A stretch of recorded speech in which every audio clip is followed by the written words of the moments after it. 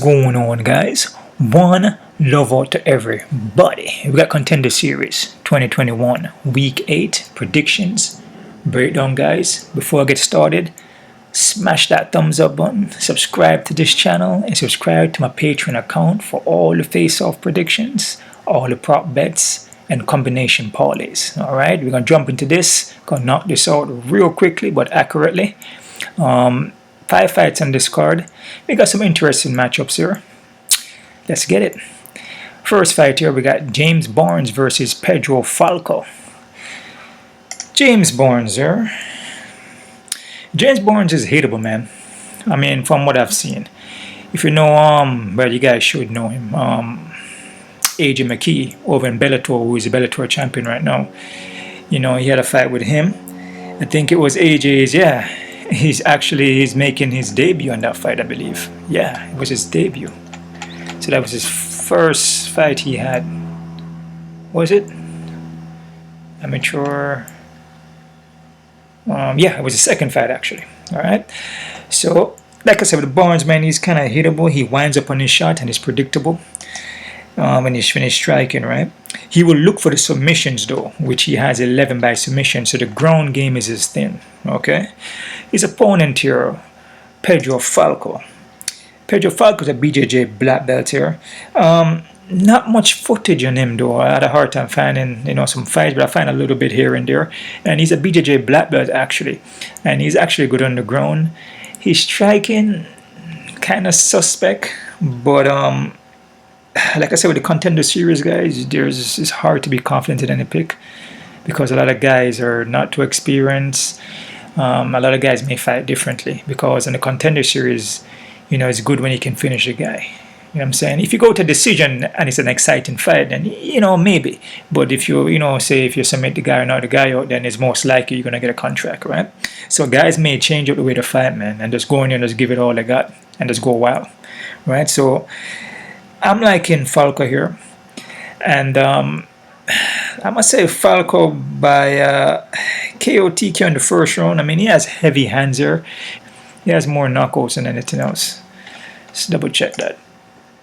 And also, guys, it all depends on who your opponent is, because yeah, you may have heavy hands, but it depends on the opponent. If the opponent's a good striker and you can't land your heavy hands in him, then but if the guy is not that good and he's not a good stand-up guy, then most likely you can knock him out. So it all depends on the opponent you're fighting, man. That makes the fight, I guess, exciting, I guess, or if you can get a knockout. Okay, he has 5 by KO and 4 by submissions. Okay, so it's almost half and half there. So this guy can take the fight anywhere. And BJJ black belt, but I said with Barnes though, he has 11 by submissions though. So I mean the ground is more thin there. And he has 2 by knockout, but Barnes been knocked out 3 times. I mean, I could see Pedro possibly getting a knockout here. Pedro has more knockouts than submissions and 5 by decision. So I must say Pedro Falco here, guys, by KOTK in the first round. All right. Next matchup here. We have Armen Pestrian versus Kalyan Kolev. Armen here. Both of these guys' records are not that great, man. Like I said, a lot of the Contender Series guys, they're some of them are short notice, some of them are not too experienced. A lot of them, nearly all of them are coming from smaller shows, so the records may not be that good. He has an 8-0, which is pretty good there.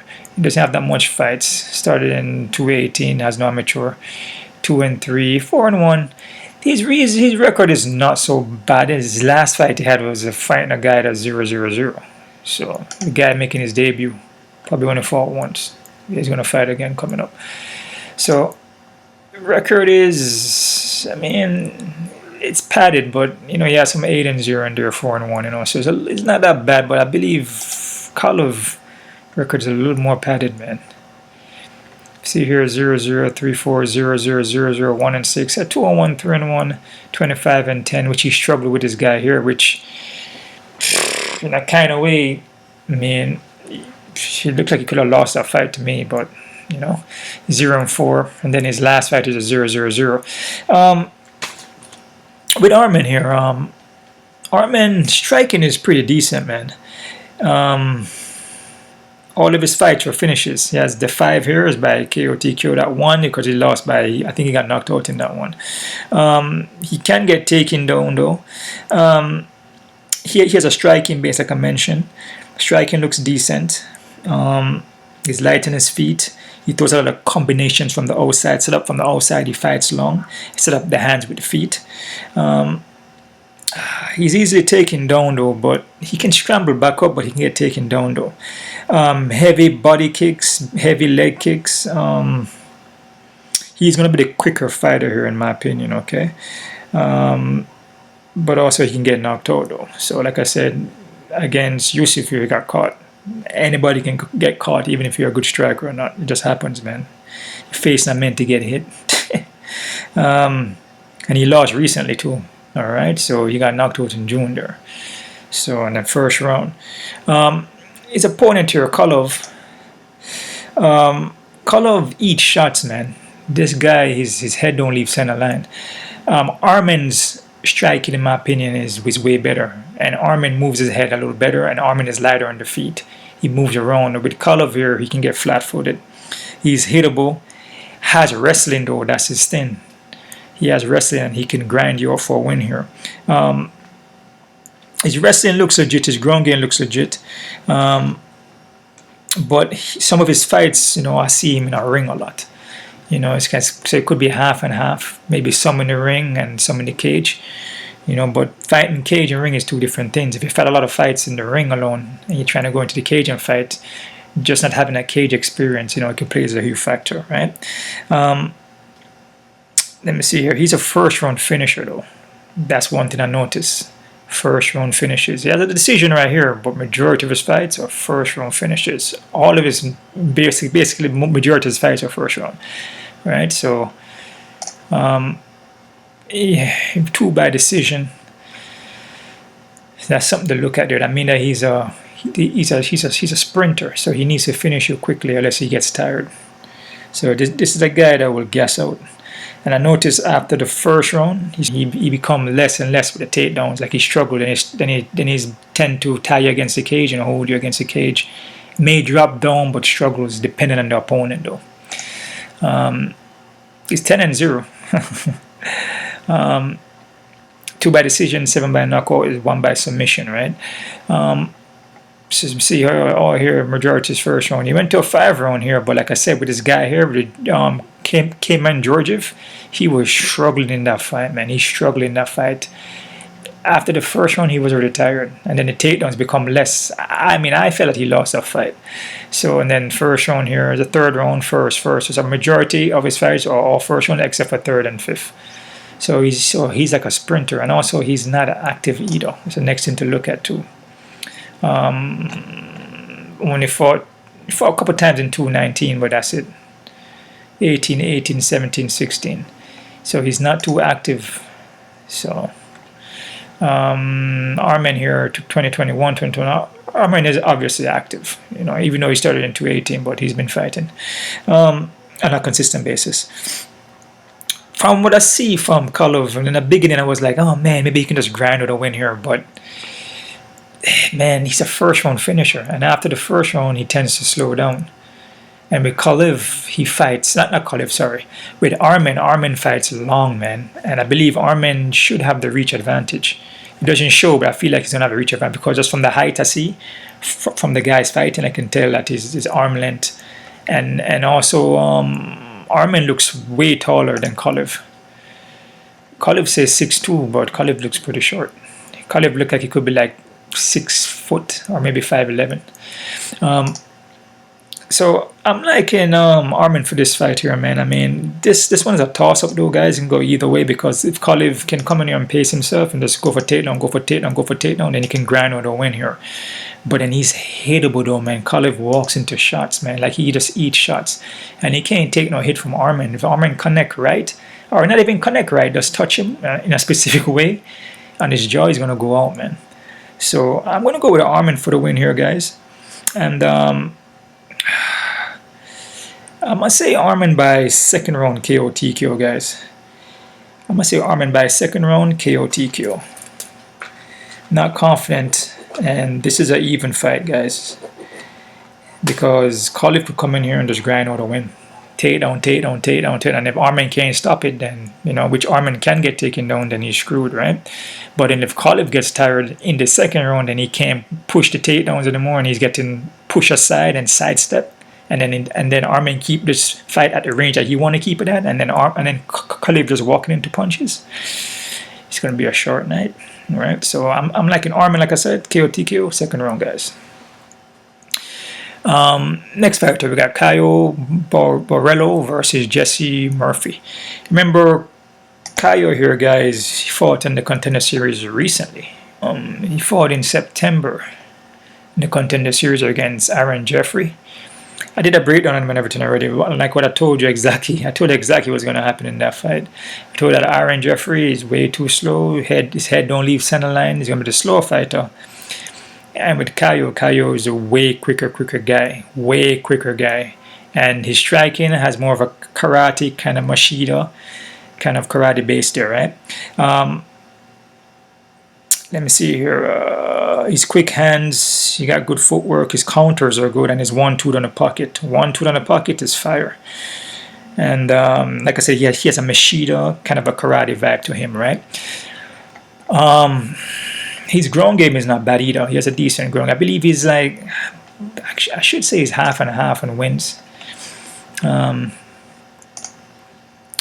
me see here. Let me see, he's half and half on wins. I think this is a short notice for him, I think he's still in the United States, and he hasn't left Brazil yet. So I guess they just called him back in. I guess Murphy needed a fight, because Murphy was booked a long time ago, probably like 7 weeks ago or something like that. So they needed an opponent, and then Caio was still there. So they just called him up because he hasn't went back to Brazil, so he just took the fight. So it's 3-3 here. His ground game is not bad. He can stop takedowns. He can look for submissions. Obviously, he has 3 by submissions, right? His opponent here, Jesse Murphy. Jesse Murphy is going to have the 3-inch of height on him. He could have the longer reach too, but it doesn't show. With Jesse though, man, from what I've seen, the footage that I've seen from him, at least his last fight here against Tim Haley, he's slow at the movement, man. He's very, very slow. He's slower than Caio's last opponent. Slightly flat-footed.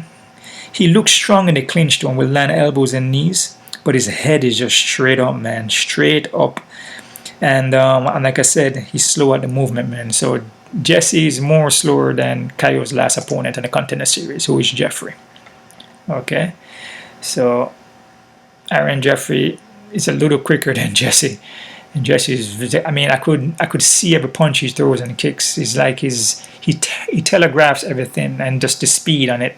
There's no speed, right? But then he's crafty and he will push forward though. But this is a fight where Caio, you mean, a quick 1-2 on the pocket. I mean, and Caio's light in the feet, and Jesse kind of sluggish in the movement. It should be an easy knockout for him, in my opinion. I mean, hopefully he's been training from his last fight, which he probably should be. I mean, his last fight was in September, right?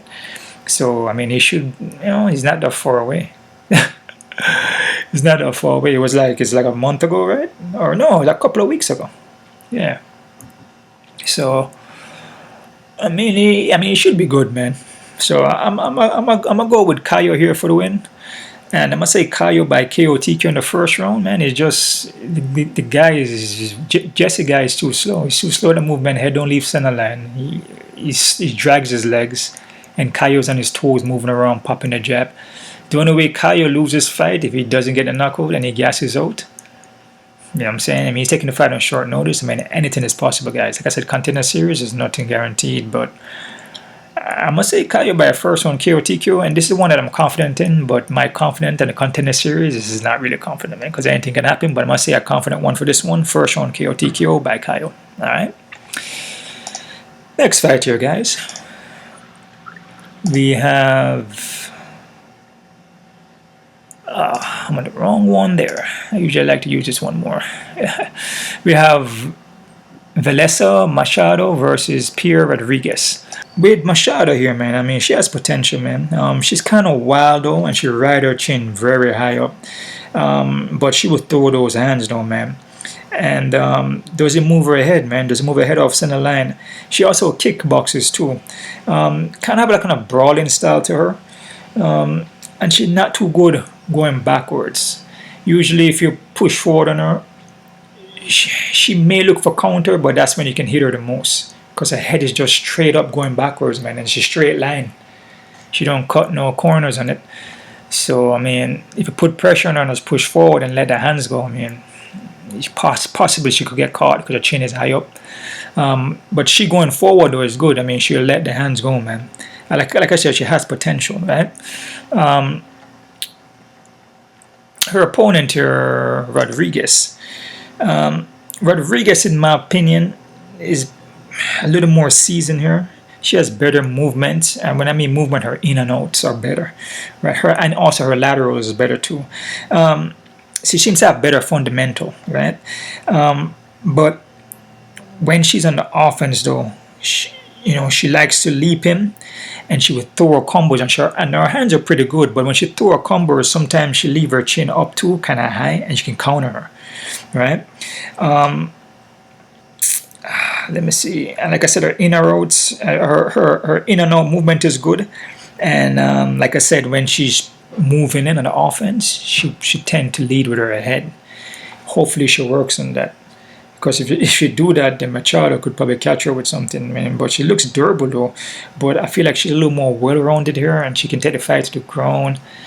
I just feel she's a little more better fighter here. She's a more seasoned fighter, man.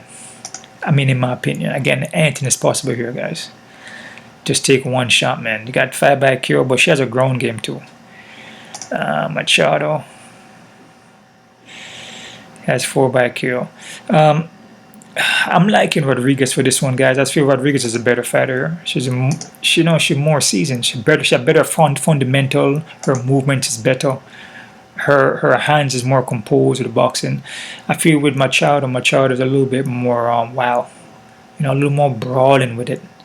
And I could tell she gasses herself within some of her fights because she's just swinging, and she's running in, swinging. At least with Rodriguez, she time you, and she pop in, and then she move out a little bit, off the center, and then she cut the corner, and then bam, and move back out. Even though when she darts in there, like I said, sometimes she leaves with her head too much. But other than that, I'm liking Rodriguez for the win here, guys. And I'm going to say Rodriguez by decision, guys, and I'm not confident in this one, all right? Main fight on the card, we got Solomon Renfor versus Jonny Parson. Both of these guys are pretty good, man. Both these guys are pretty good. We got Solomon here, who's basically looks like wrestling is more his base, but his stand-up is pretty legit, man. So he's pretty well-rounded guy. He's very aggressive, man. Very aggressive, forward pressure. And he's in the pocket, dude. This guy's in the pocket. He moves his leg a little bit, but he can't get flat-footed because he sits down in the pocket, man. He's looking to take your head off. His boxing and kind of his mannerisms kind of remind me of a Mike Tyson, right? The way how you work the body. A lot of fighters, a lot of MMA guys, they don't really work the body too much. They usually just head hunt, right? But this guy, if he see you covering up just for the head, he would get the body with a hook shot, bam, and then he work to the top, right? This guy is a beast, man. He's a specimen of a man, man. This guy, he's built well, and he comes in there and he just comes straight at you, dude. And he's in the pocket with you, and he doesn't leave the pocket, dude. And he will keep pressuring, and his head movement doesn't look bad. In his earlier fights, obviously, when you're coming up and you're learning, his head never used to leave the center line too well. But as moments go by, you can tell that he's getting better. He's slipping a little better, taking the head off center line, and he's countering, and he's working every part. He's not just hitting your head, he's going to the body. And the body shot is what make you crumble, man. Yeah, you can hit the head, the guy fall down, and, he may recover. Like I said, the head ain't meant to get hit. It's a dangerous sport. That one punch could be your last punch, man. But when you hit the body, once you crumble from a body shot, it's over. You are not getting back up from a body shot, especially a liver shot or a rib. You ain't getting back up from that. All right, that's it for the fight. His opponent here, Jonny, though. Jonny looks composed. Jonny is experienced in the striking, and I believe he's Syndicate MMA striking coach here, or the Syndicate, right? Syndicate MMA. So he's a striking coach over there. I mean, the guy can strike, man. He's basically pretty similar to Renfor. He's gonna come in the pocket and sit down. Has more of a Thai style. We check the kicks them through elbow, knees. We tie up with you. He will sweep the leg. I mean, this guy gonna come forward. So both of these guys are gonna sit down. They're gonna sit down in front of each other, and then, if you want to say, bang. So they're gonna let their hands go, man. So you probably gonna say, oh man, so this fight gonna end in KO TKO. It's a possibility. With Jonny though, Jonny is very durable though. Jonny is durable, dude. Yeah, he's been knocked out twice though, but I mean, the guy is durable. I mean, he's in there, man. The guy's in there, dude. The speed advantage I give to Solomon though. Solomon is quick at the punches and quick at the movement. This is a tough one to call, guys, man. I was back and forth watching a lot of videos on these guys, man, but it's a tough one to call because Jonny doesn't look bad, man, and Jonny is very composed. You can tell the guy knows how to strike. Obviously, a striking coach at Syndicate MMA, so I mean, it's not much holes. I mean, he can probably get taken down though.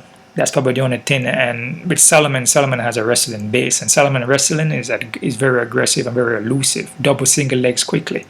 So in a way, you know what I'm saying, I would more look towards Solomon for the win, because if Solomon stands up with him and he can stand with Jonny, then he can switch it up because he's a more well-rounded guy, right? Jonny will also gas out, I notice. And also Solomon, he may also gas out too, but he takes his fights a little further. Second round finishes. I got first round.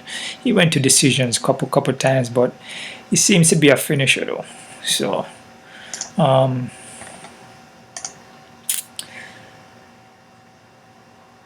fight by decision actually.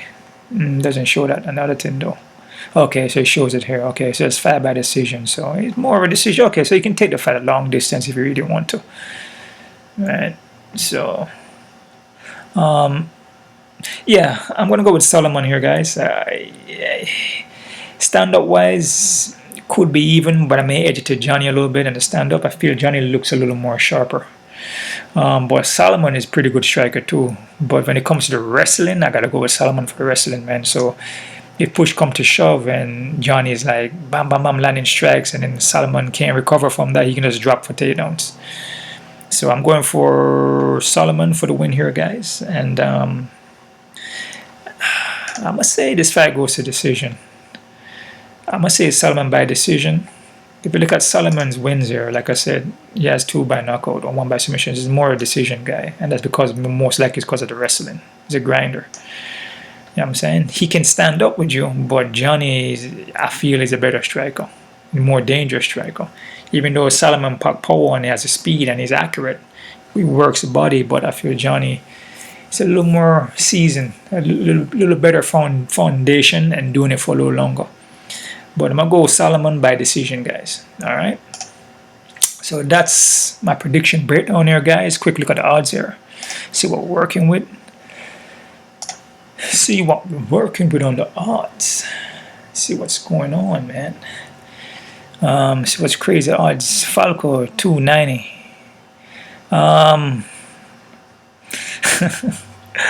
These odds, man, always get me, dude. I mean, I just don't get it why the odds are so damn high. It's like a lot of these guys are not experienced. The odds in them shouldn't be so high, man. I do have Falco winning, but 290, I mean, from what I see from Barnes, Falco supposed to can win. You know what I'm saying? So, I'm not even going to go by the age, because Barnes is like 39, but age is a number. I mean, you can be freaking 48 or whatever you want to be. If you have a good foundation, you take care of your health, you can beat up a 26-year-old, or you can win a fight over a younger guy. It's just the experience and how you take care of yourself. If you're healthy enough, you know what I'm saying, you can match up with anybody. It doesn't matter of the age. Yeah, I guess so. I guess the odds are high though, man. I'll be honest. 300, 290. I mean, the odds are high, but I would say be careful with it because you never know. Barnes could get a submission, even though Pedro's a BJJ black belt. But yeah, I mean, just be careful. I mean, 290, 300 is high, but just be careful. Armen and Kolev, like expected, even. It's about close to even, which is most likely maybe even. Yeah, I mean, I have Armen's slight edge here, but it's very close to even fight. So I don't disagree with this, and I do have Armen winning, and it's a very, very freaking close fight. Caio 560. Damn, 600, man. Like I said with his last fight, man, against Jeffrey, I mean, Caio would be the faster guy, the quicker guy, and the hand speed and foot movement, and it showed. Jesse's slower. So, again, Contender series, Jesse could come in here and then change it up. Maybe be the maybe come in here and then he looked quicker than it looked. Or looked quicker than Jeffrey. I mean, you never know. But I have Caio though, but I still be careful with the odds like this. I mean, for Contender series, I mean, I'll be careful, man. I'll be careful. But Caio is supposed to win this, man, and I have it for confident. So I would say it's okay, but be careful. Rodriguez and Machado. This one is a no-no. Be careful with this one, and the reasons why I tell you. Sometimes Rodriguez comes in with her head, and when she moves forward and let the hands go, her chin is high up to get countered. If you look at Machado, she's not a bad striker, man. She's not a bad striker. She's still kind of green on some sides, and there's some things she can work on, but she can still freaking let the hands go. You know what I'm saying? That is how I look at fights, just like how the last fighter for the UFC, Hot Chocolate versus the other guy there. What's his name? Hot Chocolate versus which I told you guys on my prediction. Hot Chocolate versus Emmys. What did I tell you? I said Hot Chocolate have a chance because Hot Chocolate is not a bad fighter. This is how you can gauge these fights now. If you look at Hot Chocolate and look at all his fights, isn't he winning fights? Yeah. Does he need knockout guys and submit them? Yeah. Does he defend takedowns? Yeah. And you look at Emmys. I mean, Emmys is a good fighter, but Hot Chocolate still has a chance. So for Emmys being such a high favorite, it doesn't make sense. So for this fight here, for what I just said, no. Yeah, Rodriguez, in my opinion, is she's a better fighter here. But Machado still has a chance, dude. And she has a great chance because she can throw the hands. And she's light on the foot, too.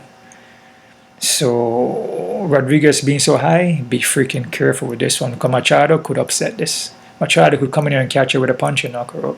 Very, very, very, very, very careful with this one. Believe me. I disagree with the odds on this one, okay? Just from what I told you with the Hot Chocolate and Emmys, remember? I think Emmys was probably like up to 400 or something like that. So, what I mean? It's like, you got to see the other guy's credential who's an underdog. Can he throw punches? Is he accurate with his shots? Does he have a decent skill set? And Hot Chocolate does have a decent skill set. Even though I don't agree with the window. I felt Emmys won the fight. I feel it was a robbery, but I could see why though in the third round he was just landing shots. He was putting Emmys against the cage and knees. He was just going for it. He was trying to win the fight. So the judges probably say, you know what, just give it to him, man. I mean, the 30-27 or something like that, and the scoring was that's highway robbery, dude. But as I said, leave the fight in the hand of the judges, and the judges look like you're trying to win. And Hot Chocolate is an underdog. They're going to mess up everybody's bet because I know people going for Emmys and nobody going for Hot Chocolate, so they're going to screw up everybody's predictions, man. Going to just jack it up. So be careful with that one. Jonny Parson and Solomon. Jonny Parson is underdog. Solomon 270. This is the next one too. Okay, that's just what I just said now. Remember I told you about Jonny. He's a striking coach at Syndicate MMA. He's a pretty good fighter, man. His stand-up is legit, and I feel like his stand-up is better than Solomon. right? I feel Jonny is more experienced on the foot. The only edge here is just wrestling, which Solomon can get takedowns, but Solomon, you know, later on the rounds, he could gas out. So was Solomon being so high, like 300 and 350? No, no, dude. Both of these fights here, Rodriguez and Jonny, all these two fights here should be both even, because the guys are pretty good. All of these guys are decent enough, and either guy can win. So Jonny can get a win in here. Jonny can actually knock out Solomon. Believe me on that. He could knock out Solomon, dude. Just as well as Solomon can knock out Jonny. But to go 270 on him and 330, be freaking careful, because both guys are pretty good and Jonny is good. Jonny's not a bad fighter, man. So be careful with this one. Okay, I'm going to say the Barnes and the Falco. I feel Falco should win, but be careful. Armen and Kovalev, that's perfect, even. Caio and Jesse, I feel Caio should win. That's a confident pick. That's probably my only confident pick, but be careful. All right. Rodriguez and Machido, be careful with this one. The odds are off. This is an even fight. Parson and Solomon, this is also an even fight. Okay. So be very, very careful. Check out my Patreon account for my face-off predictions on that, which I'm going to drop there in a little bit. I'm going to watch the weigh-ins and we'll check that out. Also, I will have some prop bets in there and also some combination parlays on my Patreon, okay?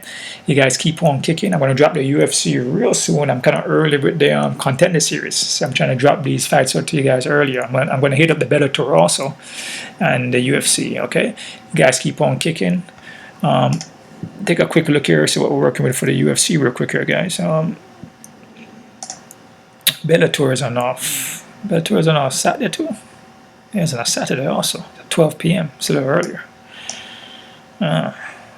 It's in Russia. Oh man. Oh, Fiordo Emilianco versus Tim Johnson. Man, Emilianco is still fighting. Man, wow. They did beat Quinton Jackson, 2020 and 2019.